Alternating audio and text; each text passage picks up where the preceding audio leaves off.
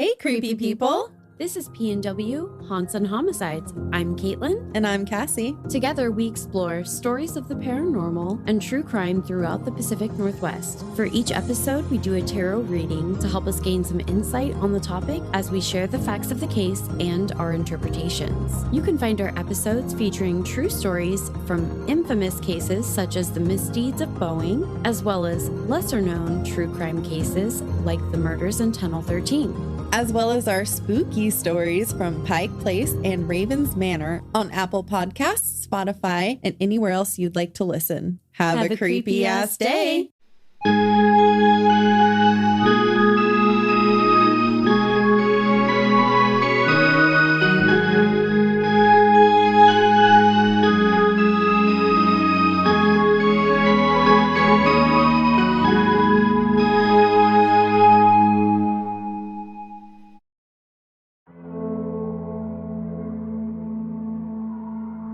Well, we're back, and we have some scary stories today that involve national parks. So you guys took a poll, and I'm glad that you chose national parks because I already had some ready to go. Because national parks, albeit beautiful, if I ever visit one, I won't be going on hikes. I'll just be staying where there's people around. Sorry. Dude, it's crazy. It's crazy. I was just watching, someone close to me mentioned a video about these two girls who were lost in the... Was this recently? Yeah, within the last few years or something. Yeah. I want to say maybe, I don't know, it may have been longer than that, but they did a whole deep dive on this podcast about it. Shout out to that podcast. I can't remember the name, but so good. Like, it was captivating. Like, it was crazy. And like, there are some things that are just like, what were they trying to do? Like, what happened to them? Nobody knows. Yeah. It can be a crazy time out there, guys. Don't go out alone. The wilderness is wild. Yeah. Don't go out there by yourself. It was probably National Parks After Dark. That's a really good podcast. I don't know. That's like the biggest one I can think of that might be talking about that. I mean, I think there's a lot of podcasts that cover national park stuff, but that one's good. They have all types of stories.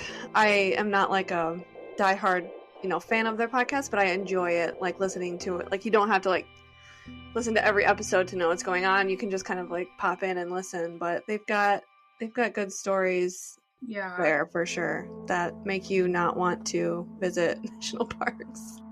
All right, listen, I will go on a hike. It's not my favorite thing to do, but I will go on a hike. I will do all of the adventurous things, but there's no way that I'm going alone or going anywhere remote. Yeah, no. Like, I better know my way out of this park. Yeah, I'm talking a hike to, I think, maybe like a very populated place where there's, like, for instance, when we were in Traverse City, there's like a hike that you can get to go to Pyramid Point, which is the sand dunes up there. I mean, they're just amazingly beautiful, but it's like a 1.5 mile hike. And, there's signs that say watch out for bears and stuff because it's up North Michigan. But, there was lots of people on that trail. It wasn't very long.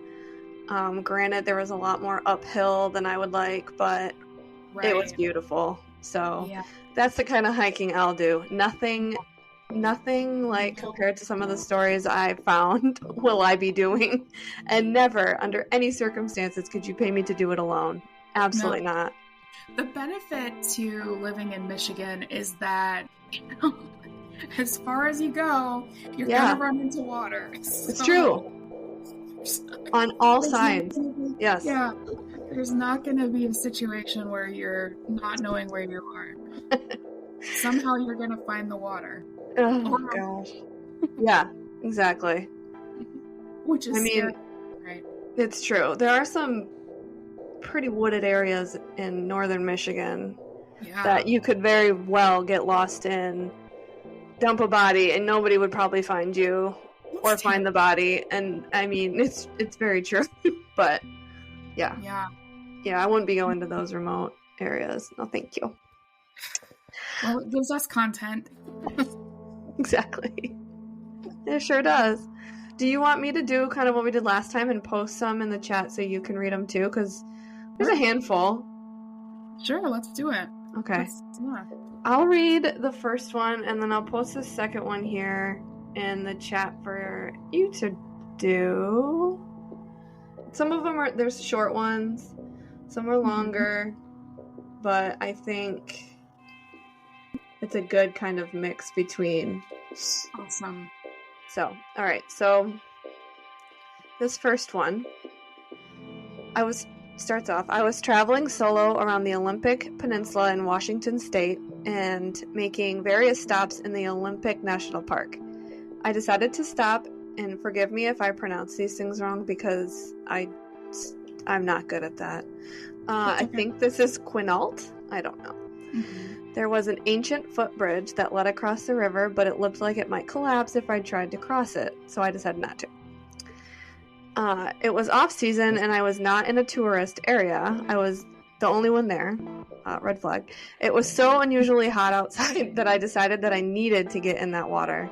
I backed my car all the way to the edge of the dead-end road, faced it out in the direction I would need to leave, and started hiking through thick brush down an embankment to the edge of the water. There was no path. It was just a pretty rugged area. Another red flag. It was mid-fall, and I didn't have a suit since I didn't plan on swimming, so I just took my clothes off and got in the water in my bra and underwear. All of this is just so not a good idea. Wow. I had a nice swim, but I could not shake the feeling that I was being watched, even though I was in the middle of nowhere. Clothes Sorry if you... Yeah. Immediately clothes on. Like, I could not handle that. Yeah, no. It says, after about 5 minutes, the creepy feeling was enough for me to want to head back, so I started to climb out. Turned my back to the other side of the river and walked toward my clothes and shoes that I had left behind. Excuse me. Please tell me they're still there. When I turned around, there was a big, tall man standing in plain view, just across from me on the other side of the river. No. Right? But higher up on his embankment than I was on.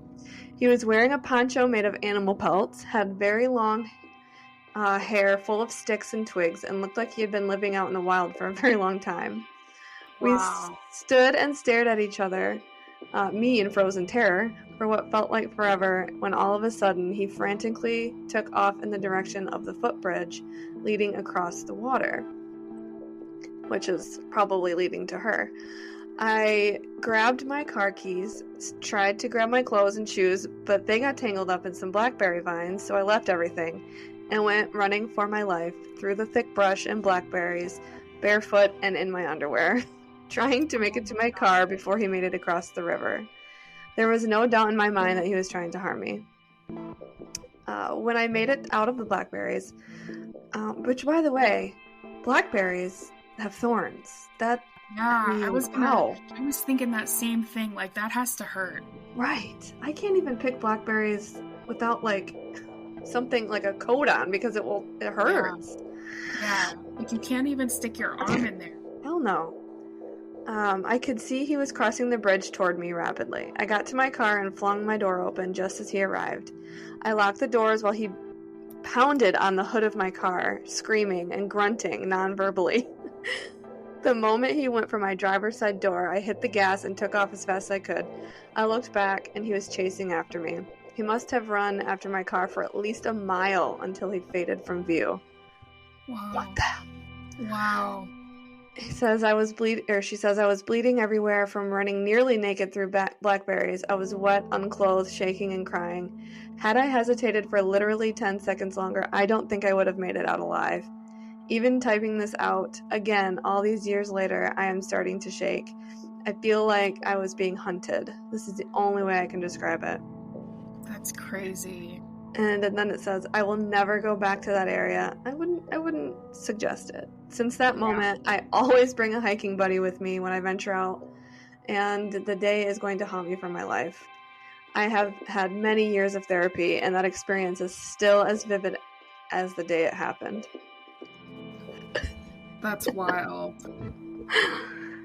I couldn't. Like, just doing it alone in general is, like, I don't feel like it's a good idea.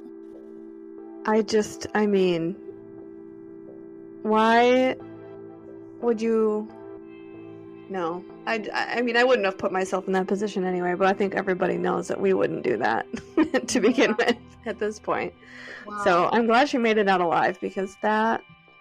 Just reading it gives you anxiety. Yeah.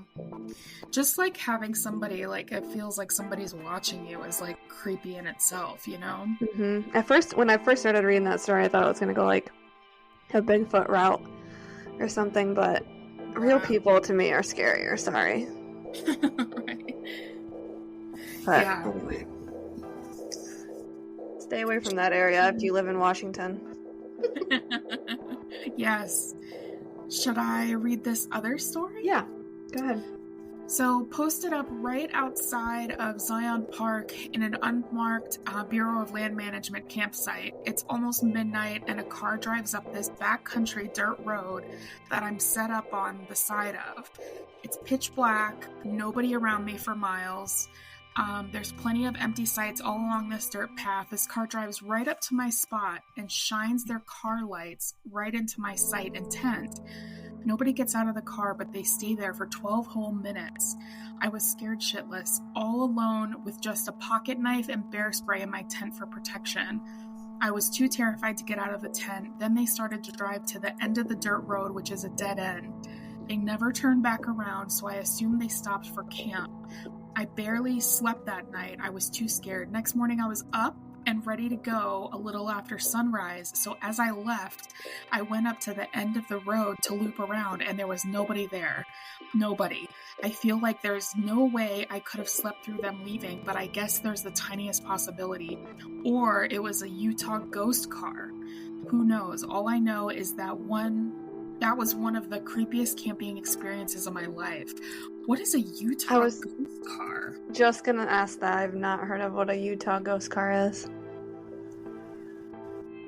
That's so weird. Yeah, that was kind of like a camping story too, but also national park. But I wonder, I guess there's probably like a like maybe some sort of lore behind the like cars that disappear in Utah. Yeah, if anybody knows, let us know. I guess we could Google it, but... Well, I tried to Google it, and it looks like I'm just finding a lot of ghost town information, so I don't know. Yeah, we'll have to look into that a little bit more. Oh, yikes. Yeah. It's probably a serial killer, if I had to assume. I would agree. Oh, God. Again, with the camping alone, like... There's can't do it. Just no way. I guess maybe if I grew up, in an area where that was something that you did, and, you knew the ins and outs of camping alone, and felt confident enough to do it, that would be different. But, or maybe if I was a male, feel more comfortable. Yeah. Here's what I'll tell you is that there are people I've seen on YouTube. There are people who are like nomads, and they live in like their van. They deck out their van, prepared to like live the van life, and they just stay in these remote places where nobody's going to bother them. That would scare me. There's several women who do that, and honestly, I follow. Yeah, I follow some. My uncle actually does that. Wow. Okay. Yeah.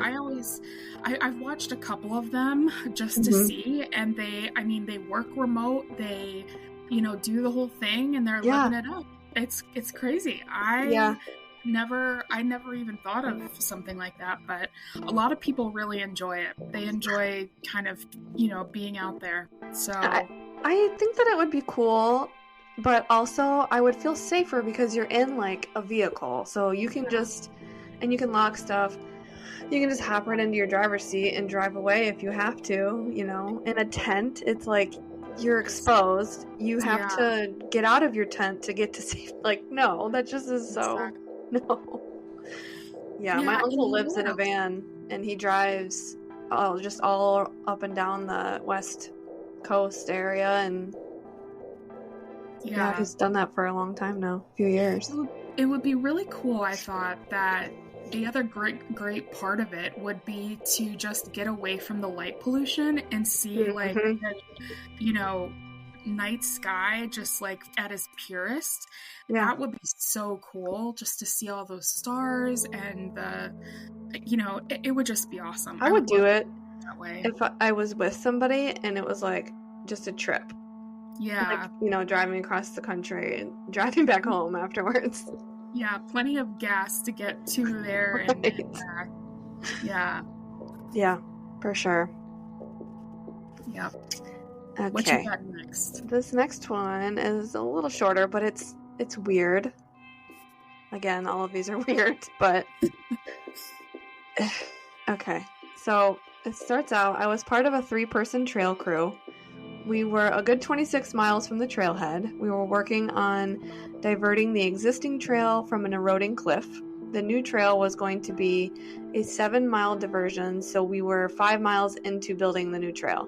About another half a day until we linked up with the old trail. It's mid-morning, so we decided to take a quick break. I leave my 2 crew members to go answer nature's call, so I'm digging a cat hole to go in when I hear someone whistling a tune.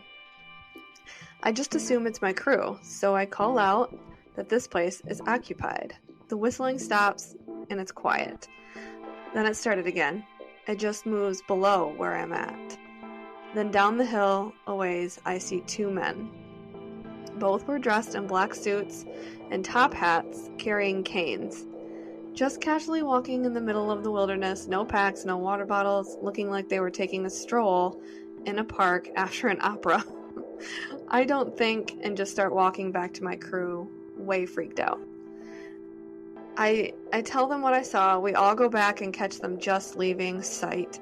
One of the crew screams down at them and waves. They just ignore us and keep casually walking until they're out of our sight.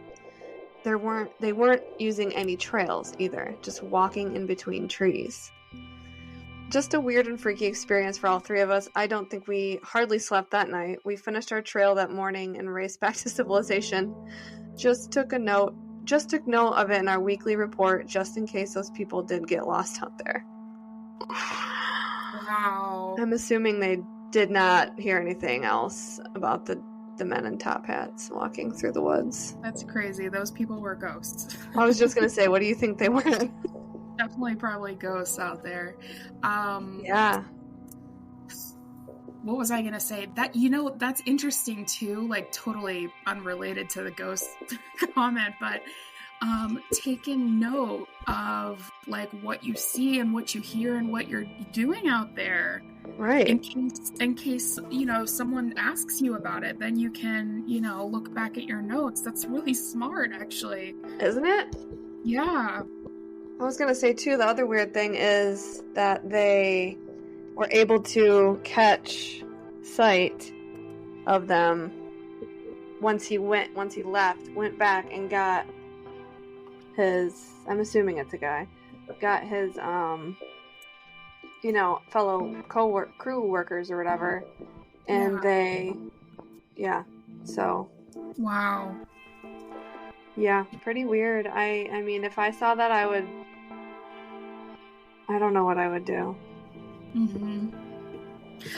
It seems innocent enough, you know what I mean? Like, I probably wouldn't try to get their attention, but I would be a little creeped out about it. Yeah. Especially because they did try to get their attention, and they didn't hear them. They just kept walking. Yeah. So to me, it kind of seems like a residual type of energy, or something happened there that was maybe significant enough to those men that they just keep reappearing there or something. Yeah, for sure. Very strange. This next one, though, it's a couple short stories in one. Mm-hmm. But they're interesting. They come from the brother of an National Park Service ranger, which I think that would be such a cool job if you were the type of person that could handle that stuff. Yeah. I always told my sister she should do that because she's just kind of like an outdoorsy person, but... Yeah. My brother is an NPS ranger. He says there's some spooky stuff in the parks, particularly in the Southwest. If there's some spooky stuff happening, it's definitely in the Southwest. I agree. That's all. It's a spooky area, out west, and I think part of it is just because, in the turn of the century when everybody was going out west to create life, there was just so much that went on there on the way, like the journey to get there. Area 51, just like all this like Southwest stuff going on. That's just really weird. What are those, like Skinwalker Ranch? Isn't that out there too? Sure is, and there's a mention of this in this one of these too. Oh, great. So let's see here. I've posted some of these before, but here are some short versions of some of his better stories. So I'm gonna bullet point these here. He was camping in Big Bend National Park, and he and his roommate had the exact same dream of being chased by a big black bull through the mountains. They Googled it on the way home, and turns out the area they were camped at is haunted by a witch that takes the form of a big black bull. I think it's called Bruja Mountain or something like that. Never heard of that. Also, where's Big Bend National Park? I don't even think I know where that is. Big Bend? I don't know. Never heard of it. Oh, it's in Texas. Yep. That checks out. Wow. All right, what's next? So then he worked at Arches National Park in Utah for a while. One of his ranger friends took a kayak trip somewhere in Utah, camped out by the side of the river. She had a super vivid dream that night of hearing something splashing in the water outside. When she went outside her tent, there was a naked woman in the river. The woman tackled her and began choking her so violently that when she woke up, she was still gasping for air. The next morning, there were cougar tracks all around her tent and down by the river. She spoke with a native friend about this, and sure enough, that area of the river is supposedly haunted by a skinwalker. Apparently, skinwalkers take the form of cougars often. Yeah. No thanks. No. As a cougar or skinwalker, no thank you. Yeah. Here's a second piece of this. As a quick aside, as part of his job, my brother would go to local elementary schools and give talks about nature and animals and whatever. Whenever he went to a native majority school, he couldn't mention certain animals because they're associated with skinwalkers, cougars, and owls. Oh. Or a couple of them. Owls. I'm thinking... What if those alien sightings with owls incorporated are just skinwalkers? Yeah, that's crazy. Oh, hold on. I gotta tell you a story really quick. That reminded me, because of owls. I was driving home, I think it was Friday morning, from taking Emma to daycare. And on my way home, I just happened to glance up and look at the power lines. I just looked up and there was a power line.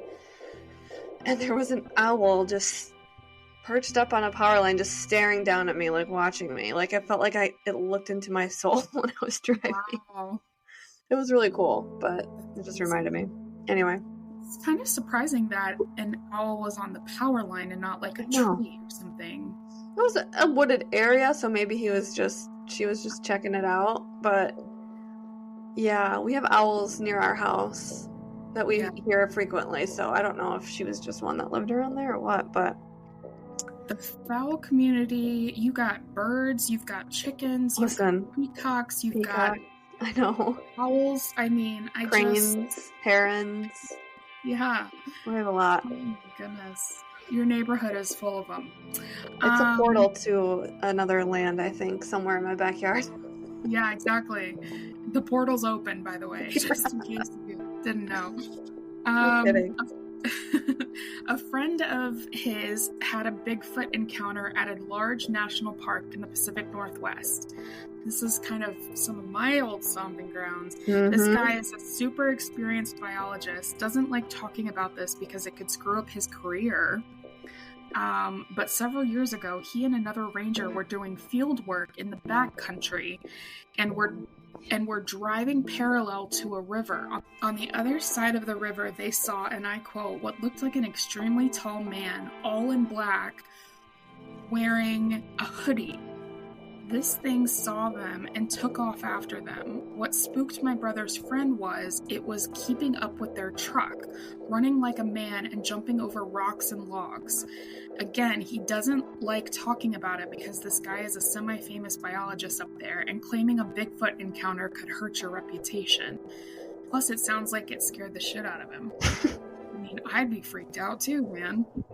Yeah, especially because it can keep up with a car running next to you, jumping over rocks and logs. Yeah. Anything that's able to keep up with a car is kind of... At this point, though, it's like, we know that something exists. We know that Bigfoot's real, for the most part. Like, just accept it. You're a biologist. To me, that's insane that talking about it could screw up your career in 2023. I mean, I get it, but at the same time, I don't. I always think back to that story about the lights over Lake Michigan and how the guy that, came forward about that whole encounter for the National Weather Service and was kind of ostracized in a way after he explained his encounter, which is wild to me.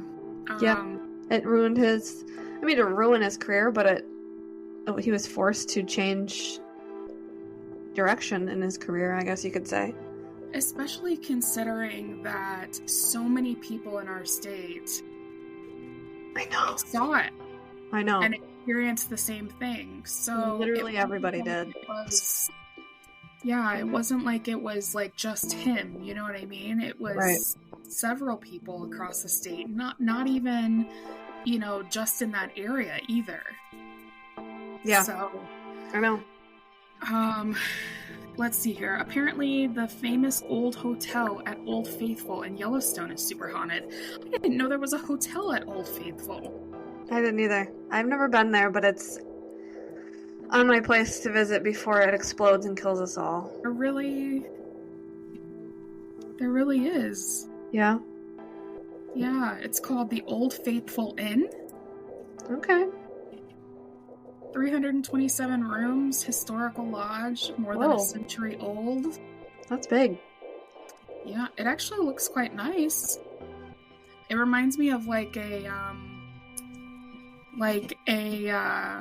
Great Wolf Lodge. Yeah. But there's like geyser basin views. Oh. See, that's the type of thing I would like to do. Let's go stay at this hotel. We have views of everything. We don't need to walk far. We can just walk to all the populated areas and then drive to the next place we want to go. Exactly. Yes, indeed. What else you got? Okay, so I'll read the next two just because they're both pretty short. And then we've got two more and a listener story after that one. So, okay. So this one, well, there was this time I think I was the ghost for some hikers. In the Bay Area at one of the many abandoned military forts, and then in parentheses it says, it may be a state park, not national, now that I think of it.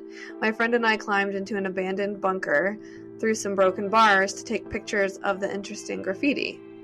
Since we weren't supposed to be there, we heard some people... Since we weren't supposed to be there, when we heard some people come by, we naturally hid in some little hallways and waited them out. But they were kind of frat boy sounding guys who were obviously just out for a nice hike and explore. But one of them said something that made me laugh. Since I was hiding, it sounded very strangled and echoey. My friend and I just heard them go silent, then heard a mad scramble as they ran back toward the parking lot. Wow. It wasn't until we climbed out that I really appreciated how creepy a girlish giggle would have been coming from this dark abandoned bunker.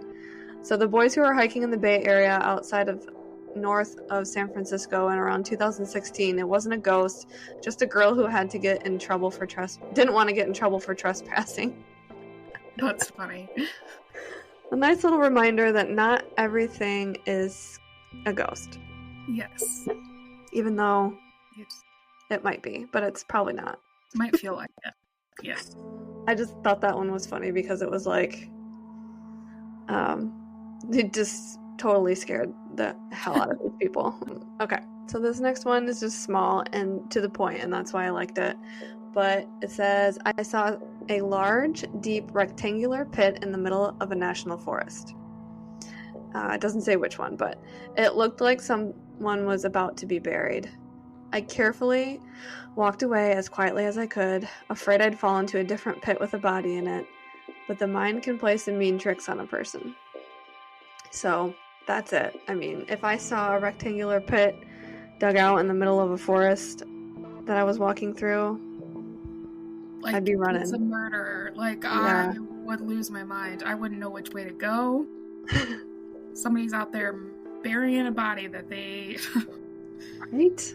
Mm-hmm. Isn't that, like, wouldn't that be crazy if we knew, like, how many people maybe, like, cross paths with, you know, murderers who are just, like, trying to cover up a crime and they don't even realize it? Right. That's crazy. Yeah, I hate that. I hate it very much. Yeah. Let's see. Do you want to read another one? Sure. So this is an Olympic National Park. Oh god, this is one that another one. I think the first one we read was from Olympic National Park. I've been there. I'm doing seasonal work out in Olympic National Park this summer and live in employee housing on the same property as my job. Throughout the summer, I have heard things like a giggle coming from my empty room and a sliding glass door closing on its own. Nope. One night, about a month ago, something wild happened. The building I live in is backed up against an impenetrable coastal rainforest. And some friends and I were sitting in one of the apartment units chatting when we all noticed screaming coming from the woods. Initially, we thought it was a cougar. Again with the cougar. Mm-hmm. But it kept going and decidedly human sounding. Sometimes it seemed more like sobbing, and in other moments it was frantic yelling. It went on for about 5 intense minutes and then stopped. Now the truly chilling part about it is that about 30 seconds after the yelling stopped, what sounded like a disembodied woman's voice coming through a radio started muttering right next to where we were sitting. We couldn't make out what she was saying, and it was only lasting about a few seconds. It was in the room with us, but we couldn't see anything. One of my friends opened the door to make sure there was nobody outside, and we were completely alone. It should also be noted that everyone who lives in the building were all in the same room, so all of the other units were empty. All of us who live here have puzzled over any logical explanation for what could have happened and just can't seem to find one. That would have been the last time I was there. I would have put my 2 weeks notice in and left. Not even. I would have just left. No, thank you. Yeah, I have heard that the noises that cougars make can sound like babies crying. I've heard that. Really? Mm-hmm. But also I've heard that if you hear somebody crying or yelling, a woman yelling or a baby crying, to not go after it, because especially if you live in a wooded area like that, because it could be a cougar. Yeah. And B, it's something trying to lure you in to kill you. It makes maybe me a cougar, maybe not. Ghost. I don't know. It makes me think of the Mockingjays in Hunger Games. Yes. Like, don't go after it, whatever you do. Nope. Sorry if you can hear my kid crying in the background. She is very attached to me lately. Yeah, no, I would not have left. I would have left and quit and not went back there. Yeah, that's wild. Okay. This last one is, before the listener story, is got a couple stories in it, I think, but this person is a search and rescue officer with the U.S. Forest Service. It says, I wasn't sure where else to post these stories, so I figured I'd share them here, being Reddit. I have been an SAR officer for a few years now, and along the way I've seen some things that you guys will be interested in. I have a pretty good track record for finding missing people. Most of the time, they just wander off the path or slip down a small cliff, and they can't find their way back. The majority of them have heard the old stay where you are thing, and they don't wander far, but I've heard 2 cases where that didn't happen. Both bother me a lot, and I use them as motivation to search even harder on the missing person cases I get called on. I could not be a search and rescue office person. There's no way. My dad did some search and rescue. Really? Mm-hmm. Oh, I think I did know that. Just a little bit, yeah. God, it's on a volunteer basis, too. Oh, no. It would be hard for me. I wouldn't do well. No. You would not, neither would I. We would just be like the worst at it. I think in general, I'm not good in a crisis. No, me either. Neither am I. Okay, screaming. Sorry. The first was a little boy who was out berry picking with his parents. He and his sister were together, and both of them went missing around the same time. Their parents lost sight of them for a few seconds, and in the time, both the kids apparently wandered off. Oh, and in that time, the kids both apparently wandered off. When their parents couldn't find them, they called us, and we came out to search the area. We found the daughter pretty quickly, and when we asked where her brother was, she told us that he'd been taken away by the bear man. Oh. She said he gave her berries and told her to stay quiet, and he wanted to play with her brother, and that he wanted to play with her brother for a while. The last she saw of her brother, he was riding on the shoulders of the bear man and seemed calm. Of course. Shoulders? Yeah. Of course, our first thought was abduction, but we never found a trace of another human being in that area. The little girl was also insistent that he wasn't a normal man, and that he was tall and covered in hair like a bear, and that he had a weird face. Whatever that means. We searched the area for weeks, and it was one of the longest calls I've ever been on, but we never found a single trace of that kid. The other was a young woman who was out hiking with her mom and grandma. Let me start that over. The other was a young woman who was out hiking with her mom and grandpa. According to the mother, her daughter had climbed up a tree to get a better view of the forest, and she never came back down. They waited at the base of the tree for hours, calling her name before they called for help. Again, we searched everywhere, and we never found a trace of her. Wow. I have no idea where she could possibly have gone, because neither her mother or grandpa saw her come down. Wow.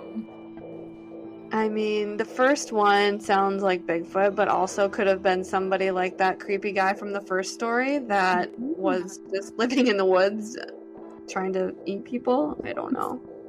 Well, there's also, like, a lot of, like, people who live out there, like, no contact with the outside world. They're just, like, completely disconnected. Yeah. I don't know. That's very strange. The tree thing's weird. It's like, where did she go? She just went up a tree and just disappeared out of the tree? Yeah. I don't know. This is the last one I'll tell, and it's probably the weirdest story I have. Now, I don't know if this is true in every SAR unit, but in mine, it's sort of an unspoken regular thing we run into. You can try asking about it with other SAR officers, and even they know what you're talking about. They just probably won't say anything about it. We've been told not to talk about it by our superiors, and at this point we've all gotten so used to it that it doesn't even seem weird anymore. Wow.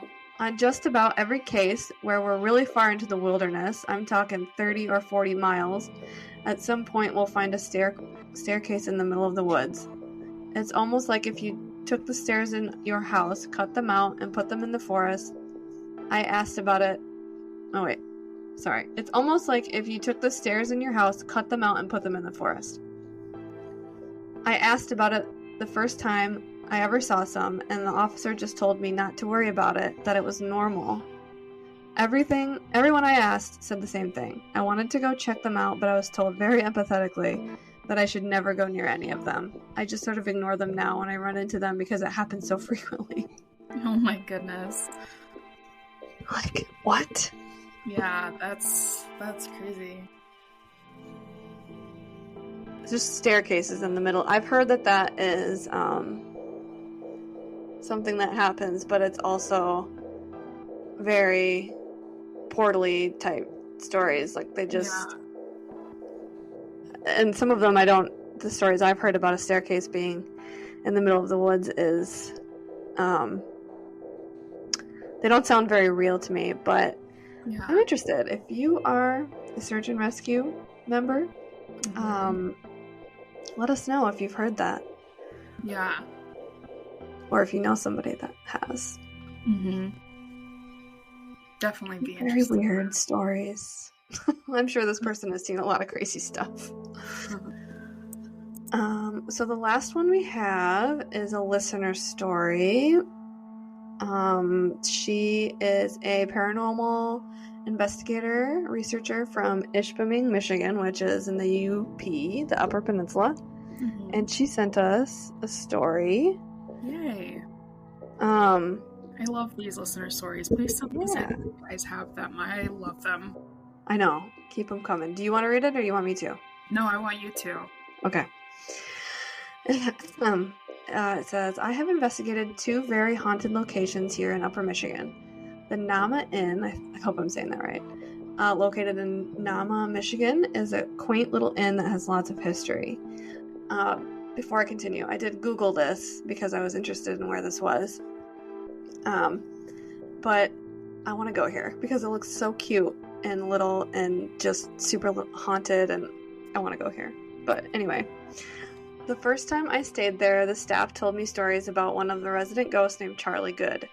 He was a World War II vet and was also the CEO of a lumber company that was once running there. Allegedly, he was having an affair with Nell Fleming, who took care of things at the inn. What a fun little story that's gotta be. Yeah. They say that they both haunt the inn.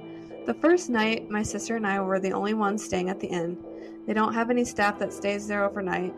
We were getting ready to start investigating at 3 a.m. when we heard what sounded like a man clearing his throat downstairs in the lobby. I sat down with my recorder and started asking questions. When I listened back, I heard a man say, "I'm Charlie Good," and then you can hear heavy boots walking away. Another time we stayed there, when we went to bed, my phone was dead, so I put it on the nightstand. The next morning it was gone.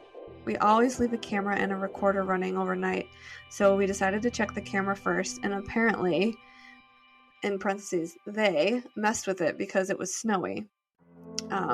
So we listened to the recorder, and you can hear my phone slide off the nightstand, land on the floor, slide across the floor, and then you hear one of my equipment cases open up. My sister looked in my cases, and there was my phone. So the phone went from the nightstand to the floor. Yeah. Wow. Oh my gosh. Right? I mean, if you don't see anybody, that sounds like somebody was in your room, but if you don't see anybody, and you can just see it falling, no. No, thank you. Oh my gosh, that's crazy.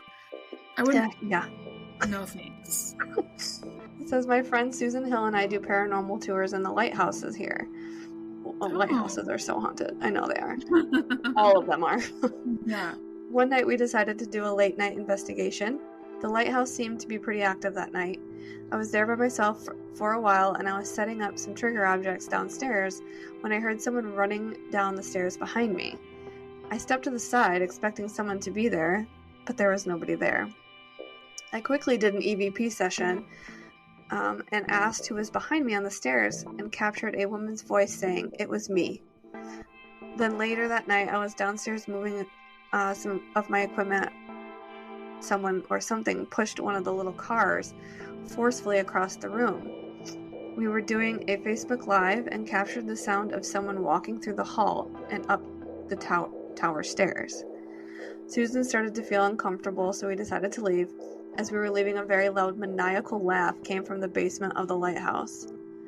Susan swore she would never go there after dark again. No, also, thanks. I didn't know lighthouses had basements. Did you? No, I don't. I can't say that I did. Because that makes it even more creepy. Does it just, like, the stairs go down more? Oh, that's it. I didn't think about that. What I mean? I don't. That is creepy. That's true. Either way, I don't like it. Oh, I don't like the maniacal laugh. Maniacal laugh. Yeah, exactly. That's too much for me. If like a supernatural being is like taking joy and scaring me, I'm out. I'm out anyway. But yeah, at that point. Yeah, no. I thank you for sending that in. I mean, it makes me want to go there because it just, like I said, the pictures make it look really like fun and cool to go and visit, but very haunted, which makes another reason to want to go there. But yeah, right. Sending that in, Trish. Yeah, says that basement, some basements are contained within the cast iron cylinder. So, like I said, they're just like they go down further, ish. Oh, okay. But yeah. Probably also like as a safety measure, because if like there's bad weather, you think? Yeah, maybe. Especially in Michigan, because they were right on the water, you know? Yeah. Well, all lighthouses are on the water, but you know what I'm saying. Yeah, exactly. There's like, water spouts don't generally get too close to land, I didn't think. But we have tornadoes, so not necessarily in northern Michigan, but yeah, it's rare up there. Though it has happened. Yeah, definitely. We had one come through our house in August. Yeah.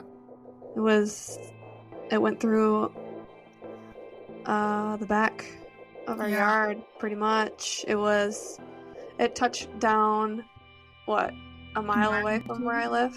Yeah. It's wild. There's still damage, too. Because when I drive to Emma's doctor's office, that you can see the clear path through those houses. And there's just like a tree, like a path of just really dead trees everywhere. I mean, now they're dead, but broken trees everywhere. And just like this happened at end of August, and probably last month when I drove through, somebody's roof was finally fixed from that. Wow. Yeah. That's what happened here too, is there was a tornado like a couple years ago. And it took a while for them to clean up. The next morning they started cleaning up because it was a little nicer day, but it was crazy.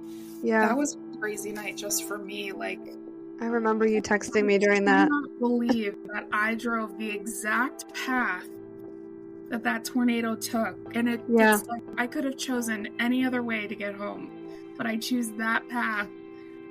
Get home. Yeah. And as I get out of my car, the sirens go off. It's crazy. Don't mess with nature, you know what I mean? No. When I lived in that house off of M13 a few years ago, remember when you visited me there once? Yes. When we worked together?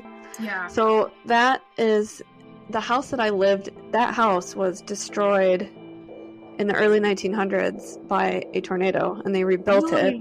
Yeah. Because it's all farmlands out there, and it's just, And it's by I-69, so I don't know if you've ever heard that, but there are always tornadoes that go along 69 for some reason. It just follows it. Yeah. It just, like, I don't know how it happens. It's just like, that's right. the path. That's the path. I don't know. Yeah. And every time it does. Every time I've driven in terrible rainstorms, terrible weather, it's been driving home on 69. Yeah. Or driving Yep. from one or the other area. Yeah. Definitely avoid it. It's like, I don't understand how that happens, but yeah. It's like a path. And that goes into New Lothrop, which is known for getting tornadoes a lot too. Yeah, exactly. Yeah, I don't know. It's very strange. It's a hard one. Anyway, those were good stories. Those were good stories. I don't know what to tell you except if you're going to a national park to make sure you don't go alone. Yeah, and don't go too far into the wilderness because nothing good happens in the middle of nowhere. I'm just gonna say that. Yeah. I mean, but if you do and you hang out with Bigfoot, let us know. Send us some stories. Yes, if you come across any supernatural beings, make sure you log that in your book and send it over to us. Yeah. It reminds me, I don't know why my nose is sniffling all of a sudden. It reminds me of an episode I listened to of the podcast Otherworld. I talk about it on here all the time because they have such good stories. He talks to some interesting people, and he has a story similar to an encounter. This guy went camping alone in a national park and encountered what he believes to be, well, he's not really sure, but it sounds like it's like a Bigfoot type spirit thing. Yeah. And oh my god, the whole story is just wild. He has some wild experiences, takes his friends back there. They have crazy experiences too. But I'll have to put it in the show notes so that you guys can check it out. It's such an interesting story. Definitely. And also, too, have you ever seen The Missing 411, Jessica? It's a documentary about missing people in national parks, basically. I don't know if I have or not, honestly. If you haven't, I would suggest watching it. It's insane.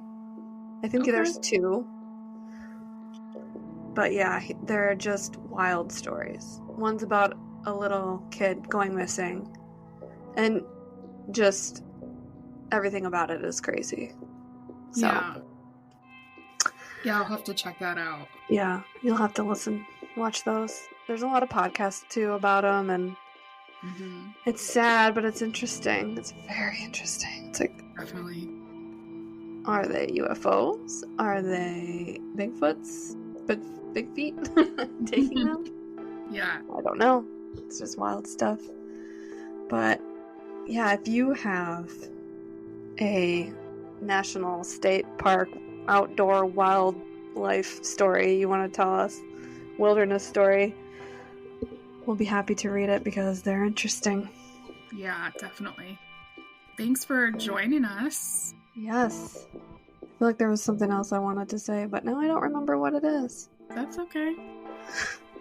And if you have any ideas of what we should talk about next, let us know, because I feel like if we have a theme, it's better because we can know what we're getting into, what we want to talk about. I have come to terms with the fact that I don't like writing a research paper every single time I do a podcast. I am just not into it. I just frankly don't have the time for it. And I feel like I really like hearing people's stories and their experiences. So, no, these have been really good. Send them over. They're good learning lessons for me. Yeah, for sure. But anyway, thanks for listening to us chat. And Christmas is coming up. That's what I was going to say. So if you have some spooky Christmas stories you want to share with us. If you've seen Santa, I want to hear about it. You've seen Krampus. Yeah. We want to hear about it. And not the movie, the real Krampus. Yeah, right.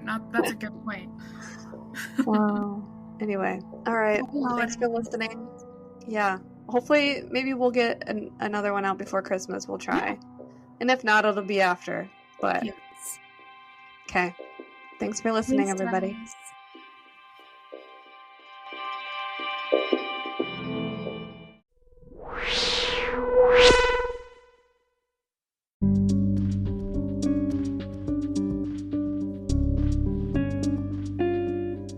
Hey everyone, Maria here. Just wanted to say thank you for listening to today's show. As always, we really love hearing all of your weird, creepy experiences that you send us. We really appreciate everybody who's sent us a story, and we have a lot actually lined up still. So please keep sending them in. Tell your friends to send them in. You can email us at ycmopod@gmail.com, or now you can call us at 616-202-1460 and leave your story or experience on our voicemail, and we'll play it on the show. To help our show grow and to bring you the best content, please share, rate, review our podcast. You can follow us on all social media at YCMO Pod, and we can't wait to hear your story.